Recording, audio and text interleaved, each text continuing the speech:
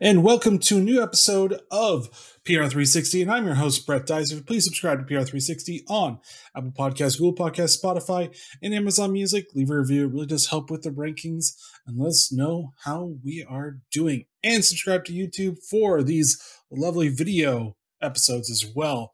But this week, I have Brian Hart with me, and he is the president of Flackable, an award-winning PR public relations agency representing financial and professional services brands nationwide. He bootstrapped it in 2014 at the age of 27, so he is an entrepreneur as well. And we're going to be talking about everything from basically what to do with credibility and all that stuff, all the fun brand credibility that's out there and what you should avoid and everything else. So welcome to the show, Brian. Brett, thanks so much for having me. No worries. And the first question I ask all my guests is, are you a coffee or tea drinker? I am a green tea drinker. I have not touched coffee or gone near it for about a decade. I'm not lying. I do, you know, those big, well, I'll show you one. So I got water in it now, but I typically every morning fill one of these things up with a cup of green tea or a few cups of green tea. Yeah, I mean, green tea, it all has caffeine. So, I mean, whatever you prefer is always a good thing. Do you have any, like, favorite brands for green tea that you like? Yeah, you know, so I have a couple of infusers. So, yeah, I haven't been doing the bagged green tea recently. I've been going and getting, like, exotic, different I can't name a brand, to be honest. But I go on Amazon, and when I see something that's a cool mix and has great branding and marketing, I'm a sucker for great branding and marketing. So when I find one that looks awesome, I buy it. I think we all are a sucker for really good, just slick marketing, and hopefully the product is good as well. But anyways, I gave a brief introduction to who you are. Can you summarize your expertise to our listeners? Yeah, so I'm the owner of Flackable. We are a public relations agency located in Center City, Philadelphia. We are working remotely now, like a lot of people are, due to just the current climate. Prior to the pandemic, we had an office in Center City, Philadelphia. Optimistic we're going to get an office set up again, and hopefully in the near future. But we've been working great remotely, and we focus on financial and professional services businesses all over the country. And specifically within financial service, we work with wealth management firms. We represent a lot of firms as small as, a 4-person shop to like a 30-person shop. And everything in between. That's kind of our bread and butter. And as far as the assets that they manage, on the low end, most of our clients represent at least 100 million in assets under management. On the high end, we go up to like 2 to 3 billion in assets under management. That's our sweet spot. Will we go beyond that? Of course we will. But our typical clients fall somewhere in between that wide range. Gotcha. I mean, it really would be weird if you didn't want to go beyond that. Just saying. Anyways, credibility marketing. It's one of those things where everybody understands, but it's really hard to actually do a lot of times, especially when something hits your credibility that you weren't prepared for as well. So what are the bigger things from the past few years about credibility and branding and brand credibility, and what is your advice for PR pros? Yeah, that's a great question. So the clients that we represent, as I just described them, these are firms who, if they didn't hire us, they just wouldn't be getting press at all. They would not be getting written up in their local business journals. They would not be in the New York Times or Wall Street Journal. They would not be appearing on CNBC without us. When you're representing bigger brands, the big corporate brands, you can just put out a press release and it's going to get picked up by media who monitors for that. When you're working with small businesses, it's a different ball game. I mean, they hire us because they know they would not get any press without us. So when it comes to credibility marketing, I mean, the first part of it is earning credibility by getting them in the press, like I just mentioned. The second half is leveraging that press. And, for some firms that hire us, I'll explain to them the marketing processes that they need to have in place to get the most value from the work that we're doing. And they'll say, well, yeah, Brian, obviously, like we already knew that. Others, when I tell them, they had no idea. They think of PR as advertising, and that's the first thing I explain to them. PR is not free advertising. First off, it's not free because you got to pay me if I'm doing it for you. and but it's not advertising either. When you get written up by a journalist, they're not going to just give you a call to action. So you need to take that press and integrate it into your marketing processes. That's how you convert it into new business. Can a big feature get you new clients? Of course it can. Of course it can. But if that's your expectation for every time you're in the press and you're not doing anything to leverage it, you're going to be disappointed. So that's what I preach, credibility marketing. It's got to be the full system. We earn it. You got to leverage it. And we will coach you how to leverage it. It seems like PR in general needs a credibility check because no one understands it that well. Sure. And speaking of, in the age of overabundance and content and information, there's just so much of that out there. How can brands avoid taking a credibility hit? Because I'm pretty sure a lot of times the information may not be that accurate, maybe a little accurate, maybe completely off, and your credibility will be hit because people will believe, sometimes just believe just because one of their favorite content creators or brands tell them to.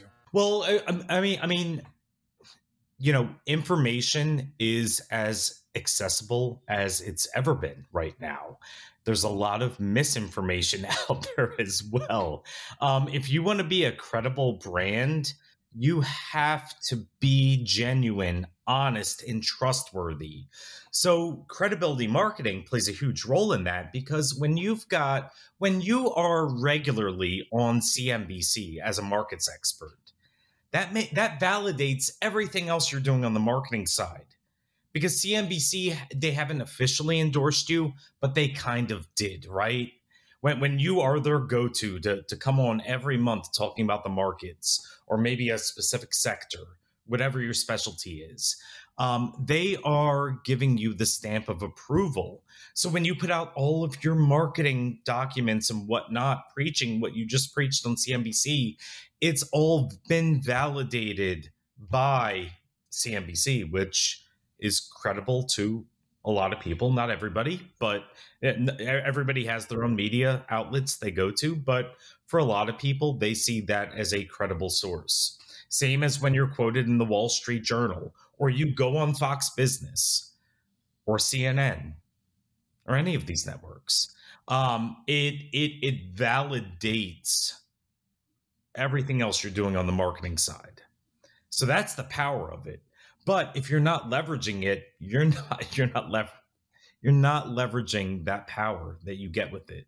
And that's a trap a lot of small businesses fall into. They go out and spend a lot of money on PR, but they don't have the marketing mechanisms in the background to fully maximize the value of what they're getting. What would you say for brands that, because we have a lot of new up and coming type of, I guess, journalists in a way. We have podcasts, which we're doing right now. We have YouTubers and everything. So how would you tell small brands and every other brand that doesn't really know about these, how do you stay on top of all this stuff and make sure your credibility is, well, in good standing for the most part? Sure. I mean, staying on top of it, there are a few obvious steps, or at least I think they're obvious. But again, I talk to these small businesses, and to some of them, it's not obvious. If you're investing in PR, get it on your website. You should have a press page. If you are in the press in any regular fashion, you should have a press page where you share those links. Now, one question, and I'll get on to some of the other steps, but one question I get a lot from these small businesses is, well, am I allowed to put these links on my website? Absolutely. Absolutely. Now, I'm not an attorney, but fair use has made hyperlinks, you know, copyright law through fair use has made hyperlinks, a common practice since like 30 years ago. This is well-established law. You can share hyperlinks. Social media could not exist if you can't share hyperlinks. And I've had clients ask me about that. Are we allowed to share this link? Yes, that's been established law since I was in diapers. Like that, yes, you can absolutely share those links. So I recommend putting a press page up where you share all of those links and index all of those links on your website. You can put a banner up. Again, using media logos is another area where people are like, well, am I allowed to do that or not?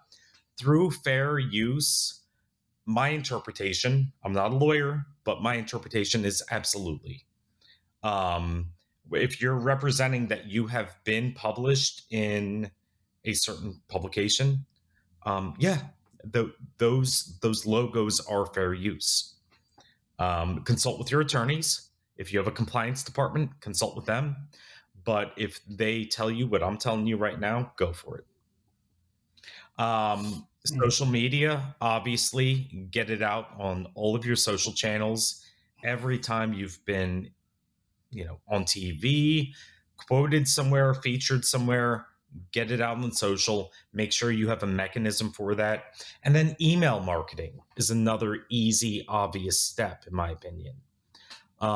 If you're investing a lot in PR, you should have, if not a monthly in the newsletter, at least a quarterly, where you round up all of your biggest features and get them out to your clients, prospects, your referral sources, and everybody else who's on your list.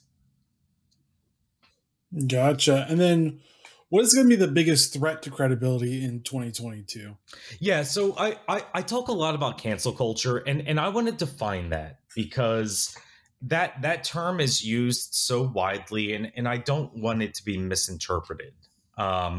When I talk about cancel culture, I'm not talking about boycotting big corporations or whatnot. There has been a lot of good that has come to this country and pockets of society in this country through big boycotts and people organizing to go against big, powerful people and big, powerful organizations. Now, this new breed of cancel culture is different in that they're targeting small businesses now, and they're targeting private individuals, not with the intention to change their policies. They just want to destroy your life and ruin you. So that's something that it's new. For the small businesses I work with, they need to be aware of that. That there are people on the internet where if you say or do the wrong thing, in their opinions, they will obsess over you and try to ruin you, either an individual or a pack of individuals. So that it's scary. I mean, I have a friend. I'm not going to give too many details because I don't want to disclose his business or anything else. But I have a friend who owns a restaurant, and he serves something on his menu that there's a group of people who are very opposed to it, and they just clobber him with people who are all over the country. He owns this little business, but people clobber him with bad Google business reviews. Because he serves an item on his menu that they disagree with. They've never been to his restaurant, but they, or on a mission to put him out of business for it. So those are the types of threats that are out there that small businesses need to be aware of. People are, aggregating themselves and targeting private individuals and small businesses now. You don't have to be a celebrity to be canceled. Gotcha. So it's almost like cancel culture 2.0, but it's more hyper focused in a way, because I understand what you mean by it. But it seems like the old way of doing it was that you wanted to change a behavior, and the new way of doing it is you just want to basically kill, well, not really kill, but like by definition, make it harder for them to live. Sure. They want to destroy livelihoods. 100%. Yeah. Gotcha. So is there any way that PR pros, even in small business to big businesses, can help, I guess, get away from that cancel culture? Because I'm pretty sure businesses are like, okay, sorry, whatever, we'll do whatever you say. It's almost like a hostage situation between a group of people. I love that question because it's such a unique environment. We're in an environment where employees, obviously the employment market is a big story right now. We are in an employee-driven market, and good for people who want to get paid. I am all for working people who want to maximize their income and their lifestyles. I 100% support that. But it's put a strain on small businesses, where employees who would have typically lasted a couple of years, now you got to worry about them bouncing 6 months in. That is difficult. Now, to attract these new breed of employees, they want businesses to take social stands. They want businesses to have a backbone and a foundation and a moral standing. So businesses on the employee front are encouraged to take social stands. But on the social media side and the cancel culture side, it's dangerous because you could have that one creep, random internet creep, who you offend, who comes after you.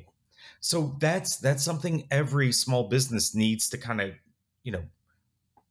get a hold of, and know what they're willing to take, what they're willing to say publicly, and the backlash they're able to absorb.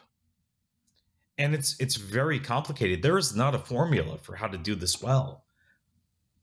But that it's a healthy conversation that needs to be had among small businesses. Bigger corporations can absorb a lot more than small businesses.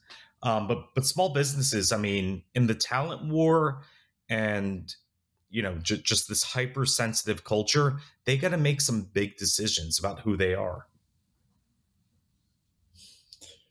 I mean, I get that portion of it's social good. The problem is with social goods is that you're going to make one group or another upset about the stance you take on.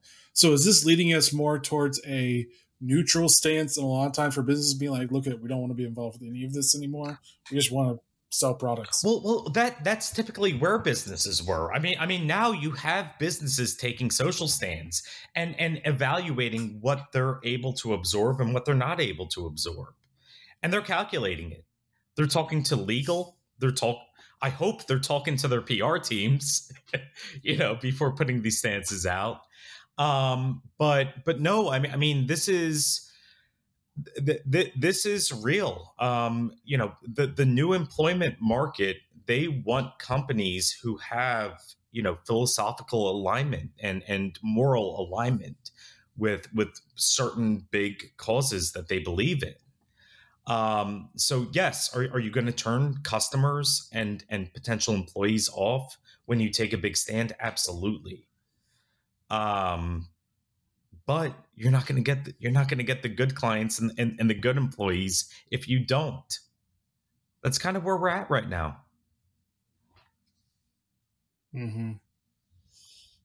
Yeah, it makes sense. I mean, like I said, social goods are good, but it's always going to be the problem of weighing your risks to it, because one side wants another one, or the other side wants another one. I mean, the right does get woke broke type of a thing. The left is, if you're more ascribed to that, gets hypersensitive to every little thing. So you're really caught in the middle of, what do I do? I'm damned if I do, damned if I don't type of scenario. Oh, I agree 100%.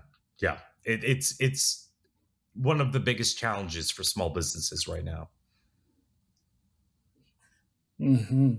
And should PR pros be looking for like maybe doing a credibility plan, kind of like a crisis plan, but maybe a little bit different? Or should the credibility plan be a part of the crisis plan in general, just so you have something? Because, for example, crisis plans never had pandemics in there. Right.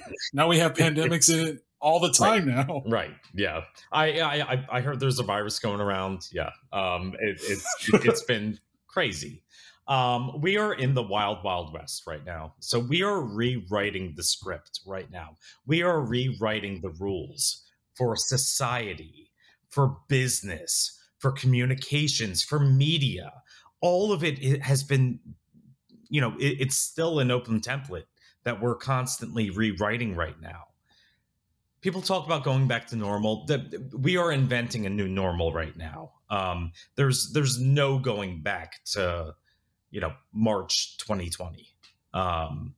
So, back to your question. I mean, as far as companies building a credibility plan, yeah, I mean, I've been advocating credibility marketing for the past decade. I will never not advocate for it because it was powerful then. It's more powerful right now in this climate. And in the next decade, it's going to be even more powerful. Credibility is absolutely essential, especially when you're in a digital climate, for these small businesses, when they get leads, they might meet a lead at a conference, or they might get referred that lead or whatnot. The first thing they're doing is Googling you. That's the first thing they're doing to see if you're legitimate or not. They're all Googling you. Everybody, no, I work with these wealth management firms. Who's going to hand over $2 million in assets and not Google the person first? Nobody. Because nobody with $2 million in assets is naive enough to do that. They are going to at least Google you, probably be a lot more thorough than that, but they're going to start with a Google search. So building that credibility, when they Google you and they see the Wall Street Journal pop up when they Google you, and they see your Kiplinger column, and they see that you've won some awards, and they go to your website and see all of that showcased. Yeah, that's a difference maker. That's the difference between you getting the business or not getting the business. Mm-hmm. I mean, we could even do like an example of shock credibility as yesterday Xbox or Microsoft bought Activision Blizzard, and Activision Blizzard credibility has been hit hard for the past, I would say, almost year. And so, for example, how can you come back from that? Because that is basically sexual harassment claims were filed. California is going after them, and the CEO has been basically implicated in knowing about these things. So what if you're a company and that happens to, true or not, because I'm not saying if it's going to be true or not, how can you come back from that type of credibility? Because that's a hard one to shake, where it's like everybody's like, you're doing something bad. This is morally wrong to a lot of people. Yep. So how do you come back from that type of a thing? I mean, and that's the other side of the coin. I mean, we're all about building good credibility, but we do get cases where people come to us because they've had some bad press and whatnot. When it comes to, I mean, you're talking about, bigger corporations. When it comes to small businesses, when we handle these cases, oftentimes it doesn't even get to the press level, but they'll have a big, bad review. Or for these financial advisors, they can get marks on their broker check, where they have a record now for a complaint or a lawsuit or whatnot. How we approach it is, the first thing we want to do is get it off the first page of their Google results. Because the vast majority of people who Google you are not going to go beyond the first page. Nobody has time for that. You look at the first page results when you do a Google search. There is like 10% of people who will go beyond that, but the other 90% are going to look at that first page. So if we can get that off the first page, that's the immediate goal. And there are SEO practices and just good PR practices that can quickly get those off there so they don't linger and cost you business. Now, one thing that I think is important to say is we don't take on like Bernie Madoffs or anyone like that. You know, we have our own ethical standards when it comes to the clients that we bring on. So no, if somebody came to us who did something horrible and wrong, we would tell them we're not comfortable working with them. But we've had people come to us where it was something very innocent or something that they didn't do wrong at all. They had just a bogus lawsuit filed against them that they were never found in fault for. You know, when it comes to money with these wealth managers that we work with, you know, if there are times where the economy is just bad and people lose money. Everybody does. The wealth managers losing money, the clients losing money. When you're betting on stocks, that happens sometimes. So some of the people who come to us, you know, they have clients who lost as much money as everybody else, you know, in the country did. But they decide to file a lawsuit about it. So yeah, we're very good about knocking those off the first page of search results. Now, back to your original question, when it comes to these bigger corporations, I'm trying to think. One person I love talking about is Elon Musk, because he is the biggest lightning rod maybe on the planet. And he loves it and he embraces it. And I mean, this guy is Teflon. I mean, he can absorb, you know, controversy. He lives in controversy, and I respect that. I love troublemakers, even if I don't agree with you. I love people who stand for something and who don't mind ruffling some feathers. And Elon Musk is the perfect example of that. I've written articles about Elon Musk that were very critical. I've written articles about Elon Musk that were in complete admiration of what he's doing. He brings that out of people. And I love, as a PR professional, I love that. So Elon Musk, I mean, he can cause controversy with one tweet or one blunt that he smokes on a podcast or, you know, anything else he's done. You know, which is another troublemaker, Joe Rogan. Yep, exactly. So Elon, you know, when we talk about crisis situations, he has built a brand so big and powerful that it just deflects the criticism. And half of the stuff he does is for his own entertainment, because he knows he can do it and he knows it's not going to hurt the business. And as a PR guy, he is an amazing case study for this whole profession about how he's built that brand that is impenetrable and how he is literally changing the world. He wants to go to the moon soon. He is gonna put himself on the moon, and make a big media spectacle about it, and it's gonna be amazing. That's something I admire and appreciate. And I don't agree with all of his perspectives or anything. And that's the thing that gets lost in this climate. We don't have to agree with each other on everything. It's okay to disagree with one another. There was a time and day where you could disagree with somebody and still admire them and respect them and politely disagree. It's harder to do that in this climate. But, you know, I like to remind people we used to be in a climate like that, and we still can be in a climate like that.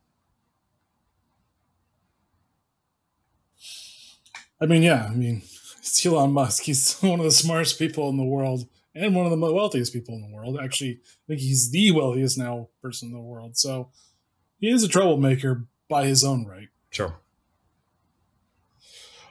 But do you have any actual tips for brands, small businesses that, like you said, maybe going through, or other tips, I should say, besides getting off of the Google first page, which I agree, first pages are always the worst because it's like, I hope it's good. Sure. Is there any other tips to help with the credibility issues that they may be actually having? Because there might be other ways of actually doing it. I know Google is number one, but is there any other ways of massaging it through, maybe bringing back some of that credibility? Yeah, so there are going to be circumstances for some brands where you get whacked with a bad story.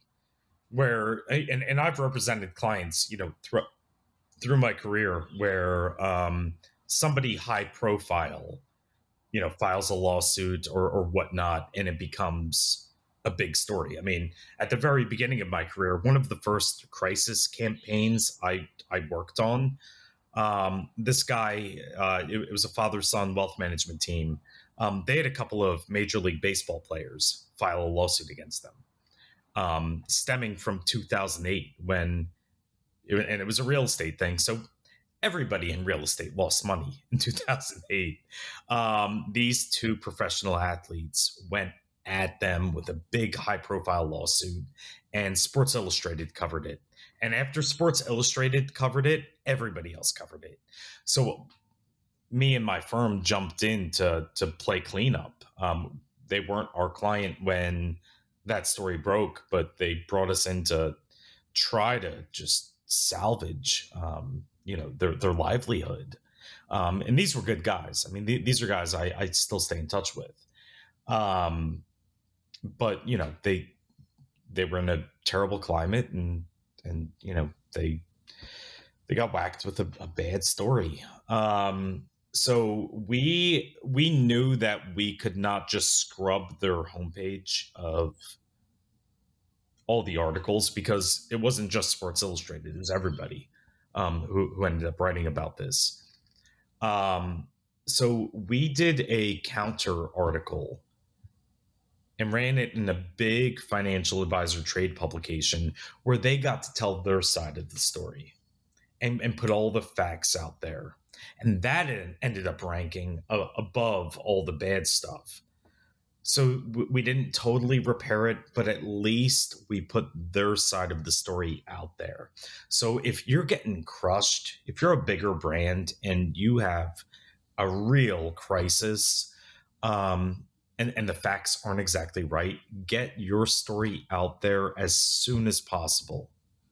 And you should probably work with a PR consultant to help you get it out as soon as possible and get all the facts out there to counter whatever, negative or false narratives are out there.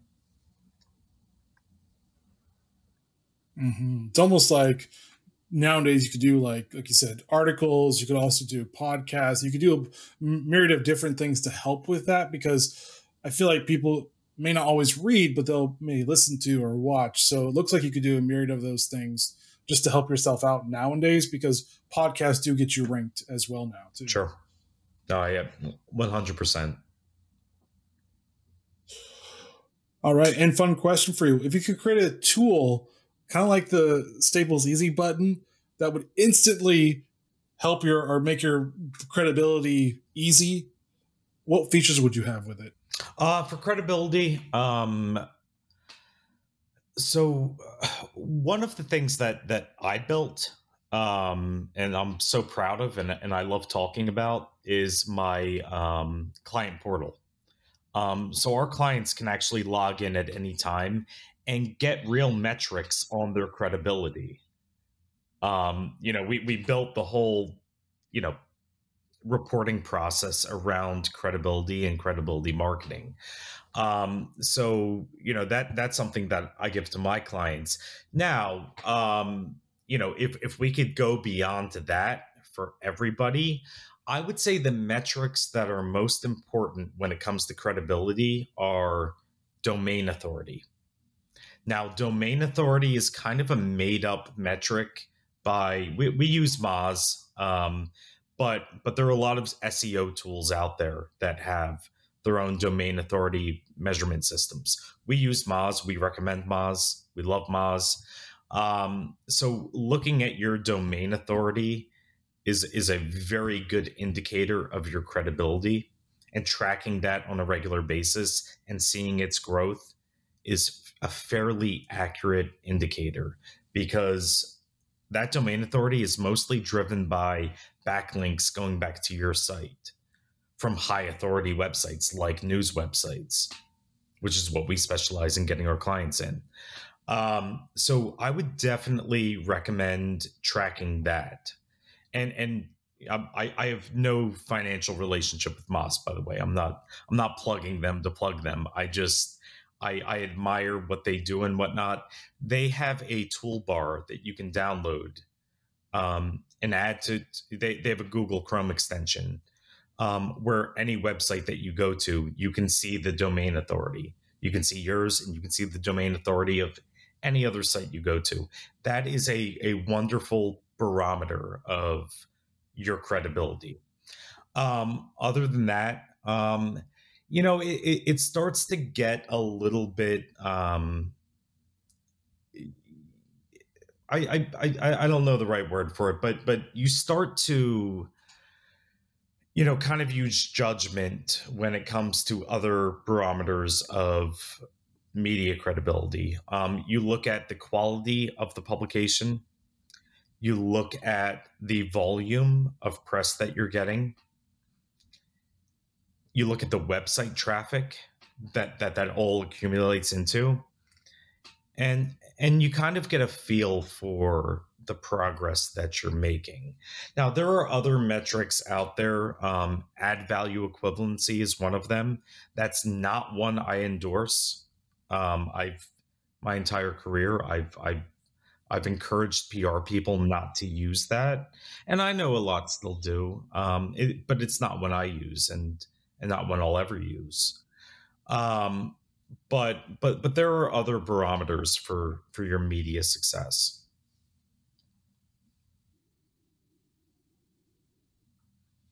When it comes back to credibility marketing, if you're in the PR field, whether you're in-house, whether you're agency like me, it's so important to have these conversations with the brands you represent.